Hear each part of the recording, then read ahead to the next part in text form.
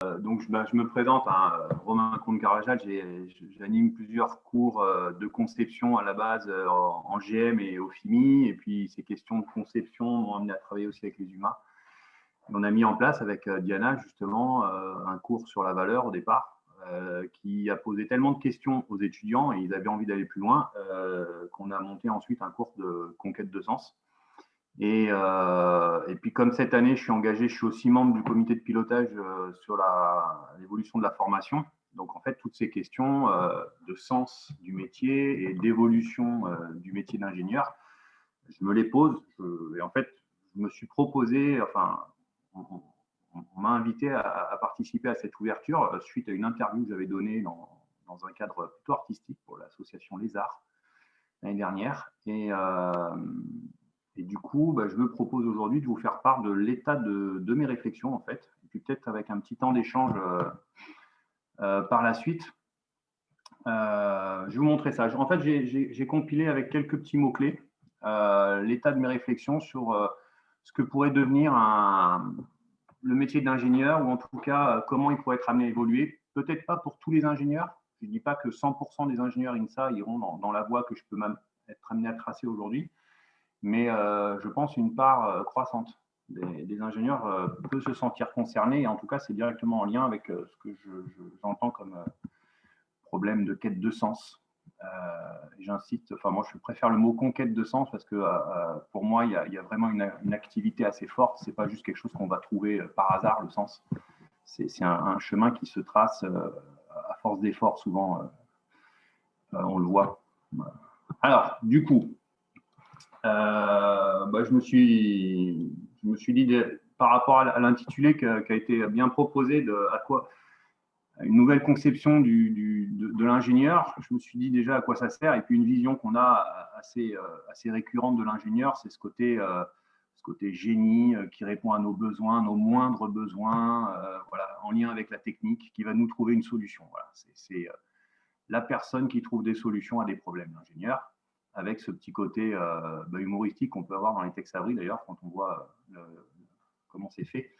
Et cette dimension-là, c'est souvent celle qu'on revendique en école d'ingénieur, dans le sens vous allez aider, on a besoin de vous, la société vous attend, etc. etc.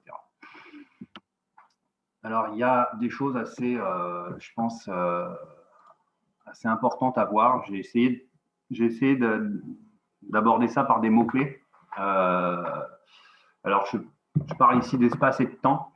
Alors, le premier obstacle, il me semble, à ces histoires de sens et à ce qui pourrait dessiner le futur ingénieur, c'est on vit dans un monde qui est mondialisé, globalisé, très complexe. Avec l'évolution de l'information, j'entends souvent parler de la complexité du métier, ce qui, du coup, participe à la difficulté d'avoir du sens. Notre espace est extrêmement étendu. Les problèmes auxquels votre génération d'ingénieurs va être confrontée sont des problèmes très globaux, complexes. On parle souvent d'analyse systémique pour essayer de faire comme si on allait traiter tout ça. On se donne l'illusion qu'on va pouvoir gérer, mais en fait, je pense, on est dans des situations où les problèmes sont beaucoup trop complexes, beaucoup trop globaux, le changement climatique par exemple. Et en parallèle, on a une espèce de tyrannie de l'instant. C'est vraiment le présent qui domine, notre présent à nous, notre situation, notre génération, nos instants, notre bonheur présent qui domine par-dessus tout. Il y a vraiment une dictature du présent par rapport notamment au futur. On pense de moins en moins le futur. On pense, ne serait-ce que 10 ans devant. Hein. Une entreprise, maintenant, s'il y a de la visibilité à 10 ans, elle est contente. On vit dans une espèce de changement permanent. Et le changement permanent, c'est un chantier, en fait. Une maison qui est en changement permanent, ça s'appelle un chantier. Et ça ne permet pas de fixer des valeurs, ça ne permet pas de fixer une vision claire des besoins, de ce qu'on a à faire. Ça ne permet pas de fixer non plus un sens, comment trouver son orientation dans un monde qui change en permanence. Et je trouve cette citation d'Emmanuel Macron sur l'espérance et le premier risque finalement, où est l'espoir, où est le futur dans une situation comme ça? Donc, il y a, à mon avis, un des éléments qui pourrait se réfléchir dans l'avenir pour les ingénieurs, c'est de contrebalancer ça. Si on veut éviter la complexité du monde, il va sans doute falloir raisonner différemment au niveau de l'échelle espace et temps. Il va falloir rallonger notre échelle de temps, il va falloir raccourcir notre échelle d'espace. En pensant, alors ce qu'on aime bien citer, c'est cette phrase agir local, penser global. Il faudrait peut-être même aussi agir local et penser local et partir concrètement de ce qu'il y a à faire près de chez soi. Petite citation de Gaston Berger, on est à l'INSA, donc il faut bien on sacrifie la tradition. Regarder l'avenir le bouleverse. Il faut savoir regarder l'avenir, mais vraiment agir dans le présent. Donc, j'ai mis plusieurs petites illustrations qui viennent d'un dessinateur de BD qui s'appelle Vito, que j'aime beaucoup parce qu'il traite toutes ces questions de sens de façon assez... Enfin, j'aime bien son dessin, quoi. Donc voilà, une banlieue de Lille maintenant. Est-ce que pourrait être la banlieue, cette même banlieue, si aujourd'hui on agit et on pense localement tous ces problèmes? Donc on a des problèmes globaux, mais on cherche à agir localement. On supprime la voiture, enfin en tout cas, on ne la supprime pas vraiment, on la laisse en bordure des endroits où elle gêne le plus. Et puis on réintroduit le vélo, on réintroduit la nature dans ces villes sans changer forcément les bâtiments. Voilà. Et cette échelle d'espace, il faut vraiment la travailler dans l'avenir, je pense. Alors quelques autres mots-clés, quelque chose sur lequel je suis assez attaché, c'est de ne pas confondre les moyens et les fins. Un gros travers de l'ingénieur, d'aujourd'hui comme de toujours, hein, mais c'est une tendance naturelle. Hein. Moi-même, hein, on est rapidement séduit par ce qu'on fait, on est rapidement séduit par la technologie, la science, et on finit par penser la technologie pour la technologie. La technologie, au lieu d'être un moyen, devient une finalité en soi. Donc, quand vous concevez quelque chose, vous faites quelque chose, c'est ce produit-là qui devient l'objectif, et ce n'est plus le service qu'il rend. Et là, à ce moment-là, on perd de vue les réelles finalités d'être un ingénieur, à mon sens. Donc, toujours se poser la question, et cette question, elle est vraiment très simple. Est-ce que ce que je suis en train de faire, ce dont je parle, ce sur quoi j'agis, c'est ça ma finalité ou c'est un moyen? Et à partir de là, j'essaie de trouver les vraies finalités de mes actions. Quand j'aborde ces questions-là avec les étudiants, j'ai régulièrement eu la question de savoir si le profit, on me dit oui, mais l'environnement, on ne peut pas en prendre en compte, il y a les profits, il faut maintenir les profits des entreprises. La simple question de dire à quoi servent les profits engage tout de suite une autre discussion. Est-ce que les profits sont une finalité ou un moyen? Ils peuvent tout à fait être, je pense, facilement on peut répondre à un moyen, hein, mais à ce moment-là, à quoi ils servent? Et si c'est un moyen, je vais vous dire quelque chose, tous les moyens sont limités. A priori, il faut rejoindre les moyens avec des ressources. Les ressources sont limitées. Et les finalités, les objectifs, elles, peuvent être infinies parce que les objectifs sont souvent des objectifs immatériels. C'est pour ça que j'appelle la joie de vivre ici. C'est peut-être très naïf de parler comme ça, mais quand on a des objectifs, c'est souvent de rendre service à quelqu'un, c'est souvent lié. Et quand vous creusez la question, j'ai creusé ça avec les étudiants sur à quoi sert ton diplôme d'ingénieur? Pourquoi tu t'es levé ce matin? Quelle est la valeur d'un diplôme d'ingénieur? Et les étudiants répondent oui, je viens à l'INSA pour mon diplôme d'ingénieur. Et la question, c'est donc c'est ça l'objectif? Est-ce que le diplôme est-il un moyen ou une fin? Et on se rend compte que c'est un moyen. Mais alors, c'est un moyen de quoi? Et puis, tout de suite, derrière, c'est des questions du sens, du bonheur, voilà, une valeur très personnelle, une forme d'estime. Et tout ça, ça ne se chiffre pas. Et ces objectifs immatériels, il faut clairement les identifier dans les missions de l'ingénieur. Je pousse le bouchon assez loin en notant que dans ce contexte Covid, on parle beaucoup de la vie comme étant à préserver, etc. La vie est-elle un moyen ou une fin? À quoi ça sert? Je pense qu'il y a des tas de choses qui nous dépassent à ce niveau-là. Et notre vie est certainement un moyen de faire des tas de choses un peu immatérielles. Ce n'est pas juste manger, boire, dormir, rencontrer des gens. Ça va beaucoup plus loin que ça. Donc, ça rejoint un peu toutes ces questions. Et simplement interroger moyens et forces, c'est important. Moyens et fin, pardon. Autre mot-clé qui me semble important pour dégager des actions de réflexion sur le sens et puis le futur métier d'ingénieur, bah, c'est la notion d'équilibre. Et je rajoute d'équilibre des forces, hein, c'est comme en mécanique. Pour arriver à un équilibre, on a une situation complexe, on a des moyens divers, il faut faire des choix. Et nos choix doivent refléter un certain équilibre.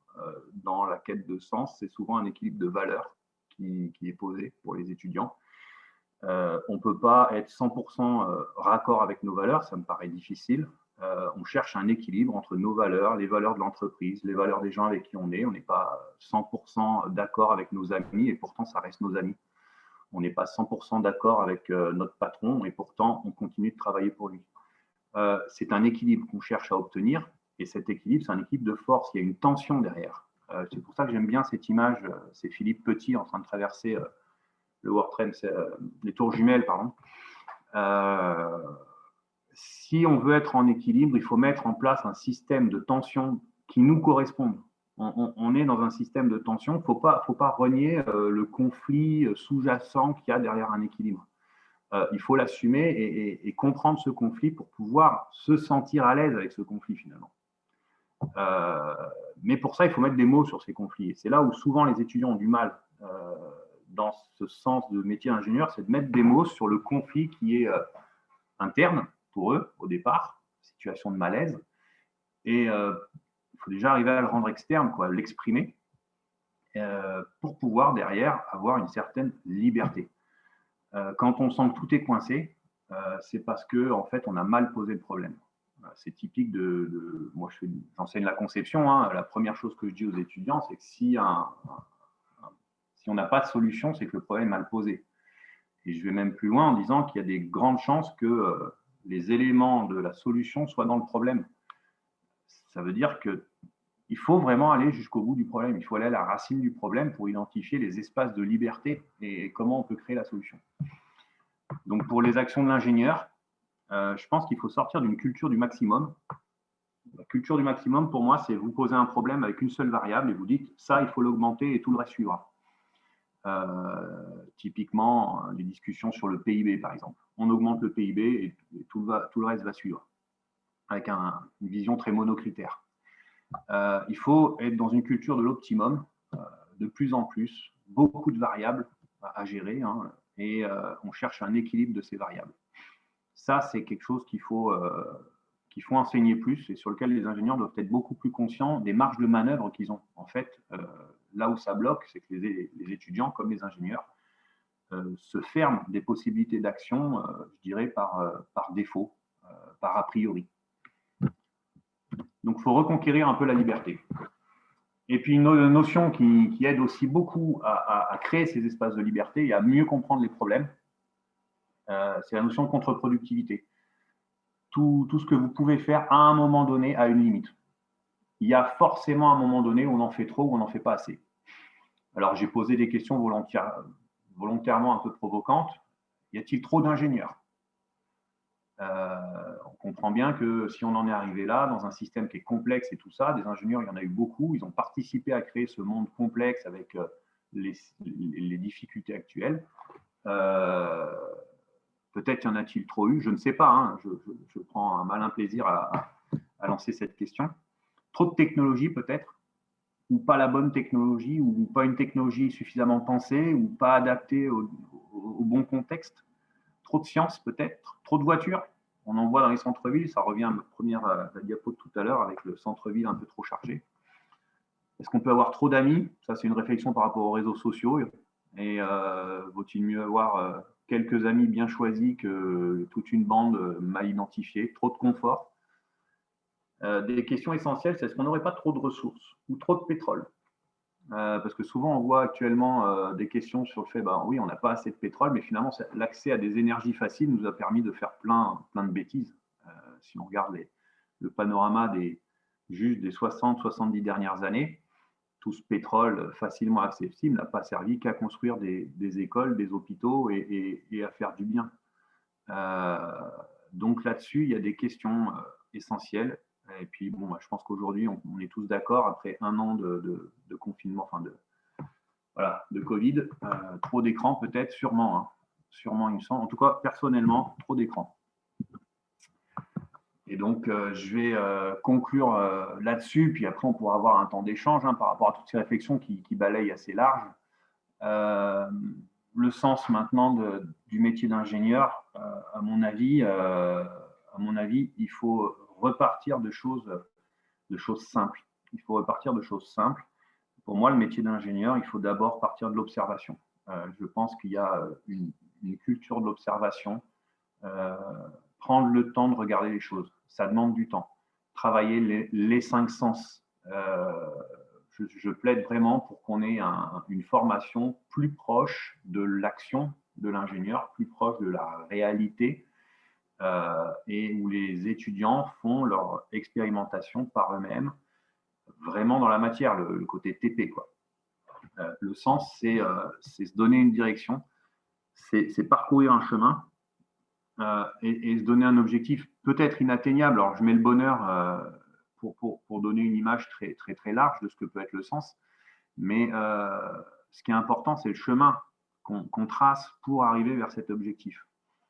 Il y a vraiment quelque chose à construire de ce côté-là, et un parcours que chaque étudiant peut déterminer pour lui. Et nous, finalement, en tant qu'enseignant, notre posture, elle est plus de donner des moyens aux étudiants pour construire leur propre parcours. Alors, si une fois qu'on a tout mis ça bout à bout, on se donne quelques perspectives un peu concrètes, peut-être un peu idéalisées de l'avenir du métier d'ingénieur, on est dans une phase de transition. Je pense que le mot a été répété plusieurs fois déjà aujourd'hui. On est dans une phase de transition, une espèce d'ancien monde qui a du mal à se terminer, un nouveau monde dont on a du mal à comprendre les contours. C'est ce qui caractérisait, selon Gramsci, un état de crise, en fait, cette difficulté à passer d'un ancien monde à un nouveau monde. Donc, moi, je pense, une idée possible, probable, c'est que le travail va se faire à différentes échelles. Il n'y a pas de solution unique à un problème aussi complexe. Il y aura plein de solutions sur des tas d'échelles de temps et d'espaces différentes. Ce qui est vrai à un endroit, à une certaine échelle, sera sans doute faux à un autre endroit et à une autre échelle. Il va falloir des ingénieurs qui soient beaucoup plus attentifs à ce qui se passe autour d'eux, et autour d'eux, je veux dire vraiment proche de chez eux, votre ville, votre quartier, votre école. Il va falloir être beaucoup plus attentif à ce que vous pouvez y apporter, et il va falloir construire de proche en proche, par petits îlots, par petits ensembles, parce qu'on ne peut pas aborder frontalement la complexité du monde et la complexité de questions comme le changement climatique, ou les dégradations environnementales, ou les inégalités mondiales de richesse, etc. On ne peut pas les aborder à votre échelle, il me semble, ça me paraît difficile. Donc, voilà, recette, une image que j'avais trouvée une fois dans un magazine, c'est pas que ça, mais on pourrait imaginer ce type de recette où on aurait un maillage territorial qui va faire. Ce que j'aime là-dedans, c'est la diversité des solutions techniques à différentes échelles. C'est surtout ça que j'aime dans cette image. Il y a du vélo, il y a du train, il y a du bateau, il y a de la voiture, il y a de tout. Et à chaque fois, c'est pensé en cohérence avec une certaine échelle d'usage, de façon à éviter les seuils de contre-productivité.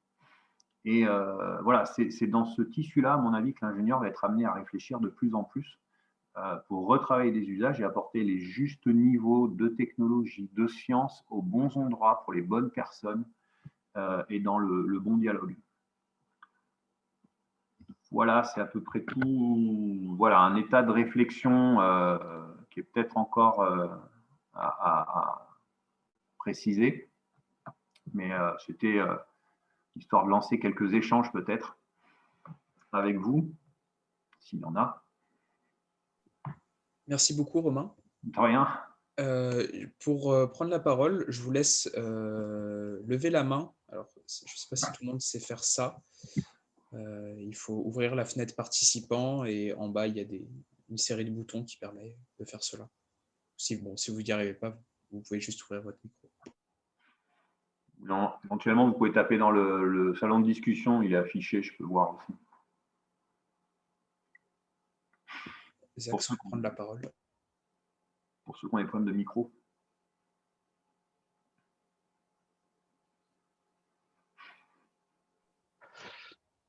Du coup, je me permets. Du coup, je voulais revenir un peu sur ce que tu avais dit, Romain, sur la possibilité, enfin, le fait de faire des choses de transition près de chez soi et tout ça. Donc, je suis assez d'accord que les choses doivent se faire de manière locale. Je suis assez d'accord sur ce point de vue-là. Le seul truc que j'ai, c'est que j'ai à dire sur ça, c'est bah oui, mais finalement, c'est pas vraiment en France qu'il est le problème en fait. Enfin, ce que j'entends par là, c'est la stat que j'ai là en tête, c'est en 2009, je crois, 14% des sources de CO2, c'était par exemple, je crois, c'était la Chine, production d'énergie avec du charbon. Donc ce que je veux dire en fait par là, c'est que donc oui, il faut qu'on améliore les choses localement et autour de chez nous, mais sans vouloir faire genre un néocolonialisme un peu bizarre.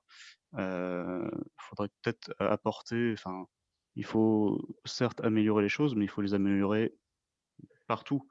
Et il y a des endroits, bon bah, ils n'ont pas forcément, ils ont pas autant d'ingénieurs. Tu disais, on a trop d'ingénieurs. Ouais, il y a trop d'ingénieurs dans, on va dire, l'hémisphère nord économique. Mais du coup, Alors, juste je vois la question d'Emmanuel Goy. Il faut rater les trucs chinois. Sûr qu'en tout cas, si on ne produit plus localement, ce serait pas une mauvaise chose, je pense. Mais... Effectivement, je pense qu'il y a les deux. Là, je vois la réponse de Emmanuel. Alors, sans rentrer dans des débats trop fins sur les Chinois produisent pour les Européens, donc c'est sans doute chez eux que ça pollue, mais en fait, c'est pour nous, indirectement, ce qui revient au fait que c'est chez nous aussi qu'il faut faire des efforts.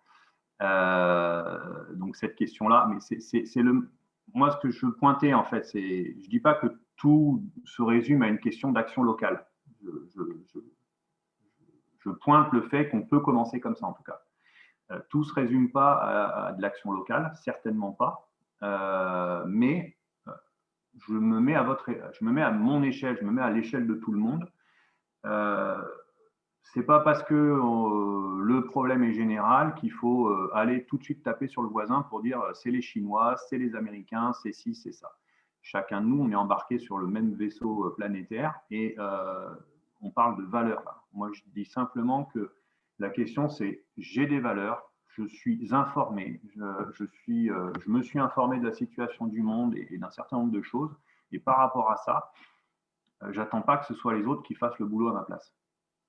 Je peux aller au-devant de ces valeurs, je peux essayer d'assumer ça en tant que personne, voilà, limitant ton impact CO2 si tu veux, et pour un peu que tu sois informé, tu vas faire des actions qui vont dans le bon sens.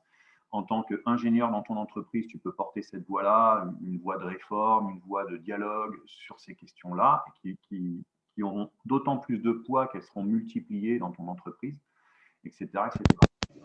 Effectivement, l'histoire du modèle, c'est être un modèle des Et ensuite, les choses, je dirais que ça va se faire. Hein. Ça va se faire. Si tout le monde raisonnait comme ça, ça marcherait en fait. Le truc, c'est que personne n'ose se lancer. J'ai fini un livre qui était très intéressant. En fait, c'est la situation où tout le monde est bloqué en fait, parce que personne n'ose agir en premier. En fait, il suffit simplement qu'une personne agisse en premier, le voisin, voyant l'autre faire, se dit « Ah, bah, je ne suis pas le premier, donc je vais peut-être le faire, etc. etc. » En fait, il faut qu'il y ait suffisamment de personnes qui se lancent pour être exemplaires là-dessus, pour que ça fasse un peu boule de neige, quoi. Je ne dis pas qu'il n'y a pas d'autres blocages aussi, hein, mais... Romain, il y a Vincent Lebon qui va poser une question, ensuite ça sera Antoine. Alors bonjour, merci pour cette présentation, c'était très intéressant. Et oui, en fait, c'était surtout pour rebondir sur ce qui avait été dit. Moi, je pense qu'à notre échelle, on peut être, comme vous l'avez dit, on peut être acteur de ce qui se passe autour de nous. Et que, en fait, peut-être ces actions qui pourraient être anodines, d'organiser notre société, on va dire, locale, ça pourrait être un exemple, un modèle qui, s'il fonctionne bien, pourra être exportable, dans le sens où si on devient un modèle de société viable sans compromettre notre environnement ou ce qui nous entoure, ça va forcément influencer les gens qui sont autour de nous, et peut-être pour le mieux. Et pour moi, c'est avant tout en étant un modèle qu'on peut donner des leçons et qu'on peut faire avancer les choses. Voilà. Moi, je suis d'accord avec ce que tu as dit, il n'est pas question de donner des leçons quelque part. Je veux dire, juste d'être un modèle. Être un modèle, c'est suffisant en fait. Pas besoin après entre guillemets de la ramener en disant moi j'ai fait ce qu'il faut. Il y a toujours mieux à faire chez soi. C'est toujours plus facile d'agir sur. C'est une question d'action. Le sens, il vient par l'action. C'est difficile d'aller agir sur des gens qui sont à l'autre bout de la planète. C'est bien plus facile de faire les choses que je peux faire, dans la limite de ce que je peux faire. Il faut se définir un espace en tant qu'ingénieur où vous êtes capable d'agir selon vos valeurs, et puis il faut agir. Et cet espace, normalement, ensuite, il est amené à grandir. Et progressivement, cette action, effectivement, elle se diffuse. Mais il faut bien commencer quelque part. Antoine? Oui, bonjour. Bonjour. Déjà, merci pour les différentes présentations. Moi, je voulais vous parler d'une appréhension. C'est-à-dire que c'est assez déstabilisant d'être confronté à un problème aussi global et complexe. C'est aussi un peu excitant de voir un peu tout ce qu'on peut faire. Mais moi, l'appréhension que j'ai, c'est d'arriver bientôt dans le monde du travail et de ne pas trouver quelque chose qui corresponde à ce que je veux faire et de devoir être obligé de faire des compromis qui, au final, ne m'épanouissent pas du tout, quoi. Et ben, c'est là où tu dois créer tes espaces de liberté. Pour moi, là, ce que tu es en train de me dire, c'est que c'est la situation typique du concepteur qui a bloqué des variables. Les variables étant, je ne suis pas obligé d'aller dans le monde de l'entreprise, par exemple. Je peux créer moi-même quelque chose en dehors du contexte normatif de l'embauche, du marché de l'emploi. Le marché de l'emploi, c'est qu'une partie de ce que tu peux faire. Tu n'es pas obligé de rentrer dans ce moule-là. Et s'il faut aller jusqu'à créer ton propre espace de travail, quel qu'il soit, coopératif, associatif, etc., et ben quelque part, parfois, on est obligé d'en passer par là, par une espèce de rupture vis-à-vis de tout ça. Alors ça peut faire peur par contre, parce que vous n'êtes peut-être pas armé. Vous n'êtes peut-être pas armé pour rentrer dans ce conflit finalement avec le marché de l'emploi. Là, par contre, on pourrait envisager dans la formation à l'INSA ou dans le milieu associatif de l'INSA de vous aider à rentrer dans cette transition entre la fin du diplôme et le début du marché de l'emploi, surtout pour les étudiants qui ont du mal à rentrer entre guillemets dans le moule, qui ne veulent pas transiger trop sur leurs valeurs ou parce qu'ils ont du mal à trouver la bonne entreprise. Ouais, mais il y a une variable en fait que je trouve difficilement débloquable. Ça rejoint un peu le profit, mais c'est-à-dire qu'il faut être capable d'en vivre. Et c'est peut-être une peur de ma part, mais j'ai du mal à voir comment se détacher de cet aspect-là. Et pour revenir à ce que vous disiez sur l'accompagnement, c'est pour ça que je trouve que l'AFE, par exemple, c'est une bonne initiative. C'est dommage que ça entre en concurrence avec les stages. Voilà. Oui, non, mais rien n'est parfait à ce niveau-là. C'est une question toujours de moyens. Les finalités, voilà, mais le temps est aussi un moyen. Et ouais, non, je suis d'accord, je te rejoins là-dessus. Il y a plusieurs choses à débloquer. On a fini hier la journée d'évolution de la formation sur des questions autour du comment les anciens élèves alumni pourraient nous aider pour faire ce genre de transition, aider les étudiants à rentrer dans un marché d'emploi alternatif, accompagner sur des stages alternatifs, formaliser un petit peu plus ça. Il faut qu'on crée des contacts pour qu'on puisse mettre le pied à l'étrier des étudiants qui sont dans cette situation. Et ce n'est pas tous les étudiants, je ne suis pas en train de dire que 100% des étudiants vont finir dans de l'alternatif. Mais c'est clair que les étudiants qui ont cette sensibilité-là et qui sont dans cette envie, il ne faut pas les perdre parce qu'après, c'est dommage, quoi. Puis c'est les graines, quelque part, moi je pense que c'est les graines du changement, ces ingénieurs qui ont envie d'aller dans cette situation-là. Je vois une question de Nadège. En tant que jeune ingénieur, n'avez-vous pas la force, l'ambition, le dynamisme pour changer l'entreprise de l'intérieur et en étant de vrais chevaux de Troie, ça demande beaucoup, mais c'est payant. Oui, c'est possible. Tous les caractères s'y prêtent pas. Hein. faut avoir une sacrée force morale pour changer les choses de l'intérieur. Ça peut être plus difficile d'être à l'intérieur et de subir comme ça le conflit de valeurs au jour le jour. Ça peut être éreintant. Donc, les situations se valent. Hein. Je ne dis pas qu'il y a c'est ce que j'ai dit tout à l'heure, il n'y a pas de solution unique. Hein.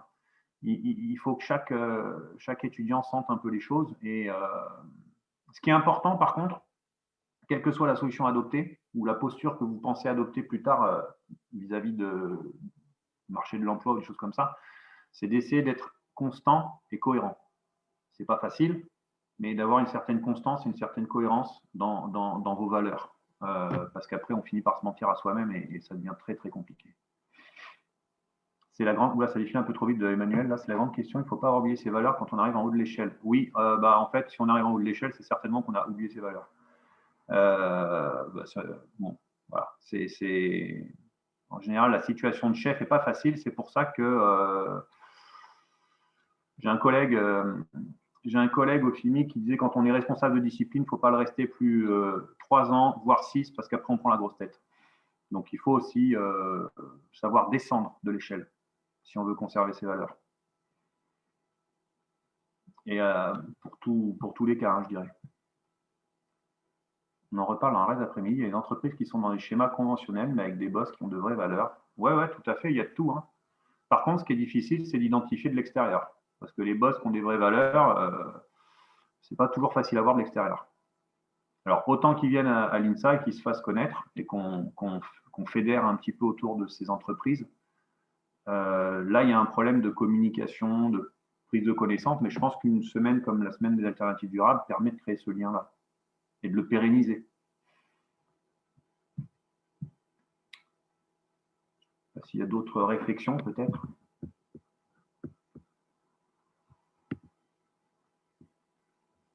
N'hésitez pas à prendre la parole pour poser une question.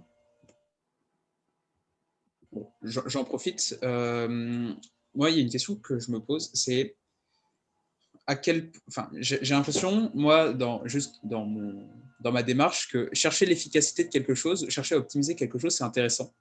Enfin, c'est rigolo de réduire la consommation. Enfin, moi, ça m'amuse en tout cas d'essayer d'optimiser un processus ou le fonctionnement d'une machine.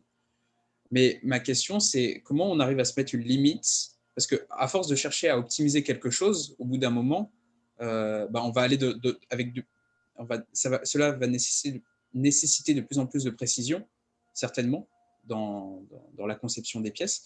Et à quel moment, toutes ces innovations-là ne deviendraient pas contre-productives parce que la machine en elle-même serait trop complexe? Je vais te dire, la chose est simple, c'est que optimiser, ça va te demander du temps, et ce temps, il est forcément en concurrence avec d'autres choses qui représentent d'autres valeurs. Je veux dire, à un moment donné, tu as une vie, tu as des amis, tu as envie de te reposer, tu as de la famille, tu ne vas pas passer ton temps à optimiser une machine qui rend un service, certes, peut-être ultra important pour d'autres gens, mais il y a forcément un moment où cette optimisation n'est pas juste un problème scientifique, c'est un problème sociétal. Enfin, c'est des gens qui optimisent, donc il y a toute la société qui est autour. Et tu ne peux pas décorréler ça. Et donc, en fait, il y a plein d'autres valeurs et d'autres ressources qui sont mises en jeu que juste de la ressource matérielle. Et donc là, tu as des seuils de contre-productivité qui émergent. Donc, et puis finalement, à quoi sert cette machine, ou ce système, ou ce que tu veux, à quoi ça sert? Est-ce qu'il y a vraiment besoin d'optimiser finement, sachant que passer un certain seuil, le petit pouillème que tu auras optimisé, il n'a pas une grosse importance, quoi. Donc, il n'y a pas de seuil au sens, une frontière, avant c'est bien, après c'est mal. Mais il y a une zone, c'est une zone un peu floue dans laquelle on sent, on perçoit qu'on commence à rentrer en contre-productivité. Il ne faut pas imaginer des choses très blanc ou noir, on-off. Hein. Ce n'est pas comme ça que ça se passe. C'est beaucoup plus subtil. Mais il faut être sensible à ce seuil, sentir qu'on y approche. Émilie souhaite poser une question. Oui. Salut. Moi, je suis jeune diplômée. J'ai commencé à travailler depuis 2 mois dans un bureau d'études. Et je voulais revenir sur ce dont tu as parlé tout à l'heure en répondant à une question. Tu as dit qu'il fallait garder de la constance dans ses valeurs. Et en fait, moi, je me posais plein de questions avant de finir mon diplôme. Je me demandais si je voulais vraiment être ingénieur, etc. Et j'en ai fait un PPH. Et il se trouve que j'avais listé ce qui était important pour moi dans le métier que je voulais trouver. Et j'ai relu ces choses récemment et je me suis rendu compte que finalement, ça correspondait assez bien à ce que j'avais trouvé. Et donc, je pense que c'est assez important de faire une liste de valeurs à un moment donné et de revenir régulièrement pour vérifier qu'on est toujours dans ce qu'on voulait à la base. Et notamment, ce qui m'inquiétait beaucoup, c'était de me faire embarquer là où j'allais travailler, et de plus arriver à compter mes heures et de me donner plus que ce que je voudrais. Et je me rends compte qu'en fait, j'y fais attention au quotidien et mes collègues, elles ne savent pas s'arrêter de travailler, mais moi, j'arrive à m'arrêter et j'espère que ça va rester comme ça en restant vigilante tout le temps. Et c'est très vrai ce que tu dis, hein, noter ses valeurs. Après, bon, quand je parle de constance, ça ne veut pas dire qu'à 80 ans, tu auras les mêmes valeurs qu'à 20 ans. Hein. Ça peut évoluer aussi, ça, mais essayer de garder, de rester mobilisé sur ce qu'on est, en fait. Et même si ça peut évoluer au cours de la vie, il faut avoir les idées un petit peu claires sur nos aspirations, nos envies, ce que nous sommes et qu'est-ce qui nous construit. Enfin, qui nous construit même. On est souvent, ce que vous êtes, ce que nous sommes, c'est souvent en réponse à des échanges avec d'autres personnes. Il faut aussi prendre le soin de voir d'où vient tout ça et de le cultiver. Je ne sais pas si tout ça vous parle quand je le dis, mais bon, moi, à l'instant où je vous parle, je pense à certaines personnes qui ont pu m'accompagner dans ma vie, certains échanges que j'ai pu avoir avec des personnes qui m'ont rendu, voilà, qui ont fait de moi ce que je suis.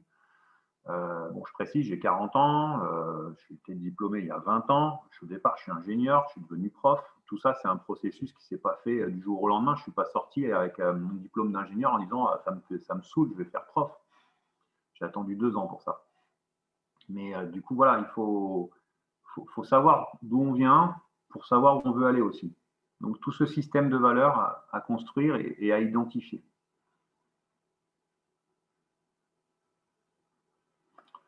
En fait, c'est une séance de psycho aujourd'hui.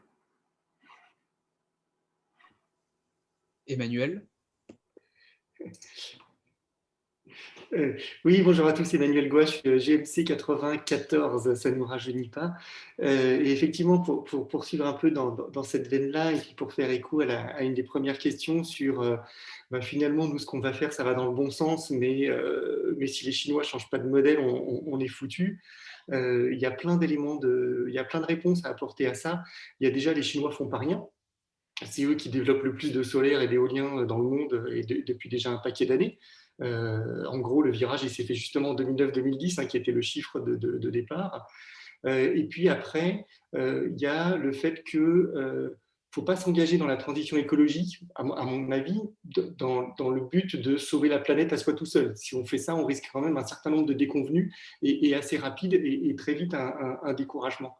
Par contre, là où on va commencer à s'épanouir, c'est quand on va se rendre compte, c'est quand on va avoir un métier et des actions au quotidien qui sont cohérentes avec ce en quoi on croit au fond de soi. Et pour partir un peu sur la veine un peu philosophique, Edgar Morin, il raconte, quand il avait 20 ans, qu'il s'est engagé dans la résistance. C'était en 1940. Et il dit, on n'avait pas beaucoup de chances de gagner. On n'avait quand même pas beaucoup de chances de gagner en 40. Il dit, on y est quand même allé. On y est allé parce qu'on avait le sentiment, au fond de nous, qu'on faisait quelque chose de juste. Et en faisant ça, on a regagné une certaine forme de liberté qu'on n'avait plus en temps de guerre et d'occupation. Et en faisant ça, on y a trouvé une forme de bonheur.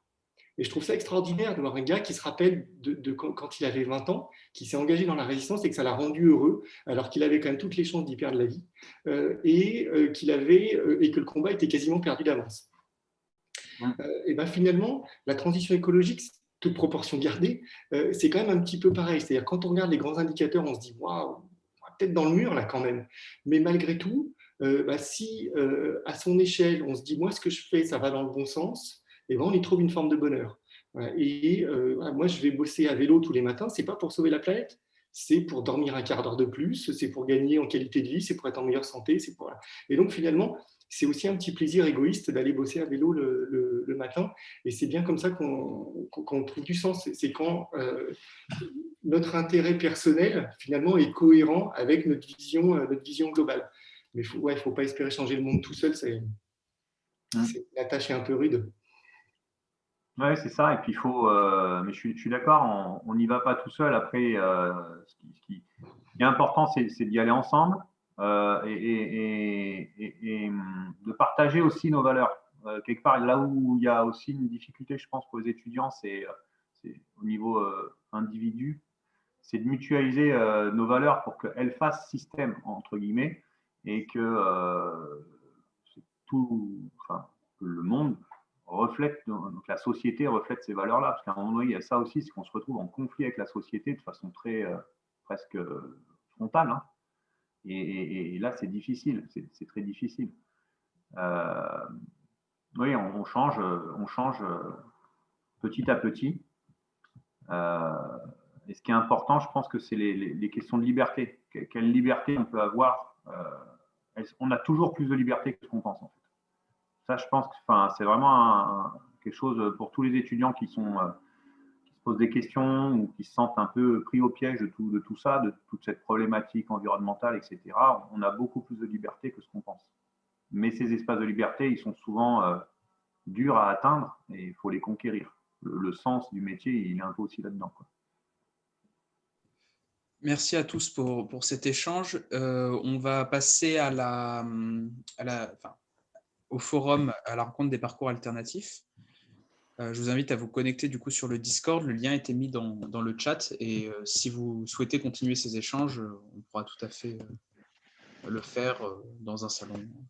Juste pour répondre à la dernière question, est-ce qu'on a le temps sur le Zach? Il y a Zach qui a posé. Est-ce qu'on a le temps? Franchement, c'est pas grave de savoir si on a le temps ou pas le temps. Que tout ça, on n'y arrive pas, c'est pas très grave. Du moment qu'on le fait, on verra bien ce qui sort. Voilà. Merci beaucoup.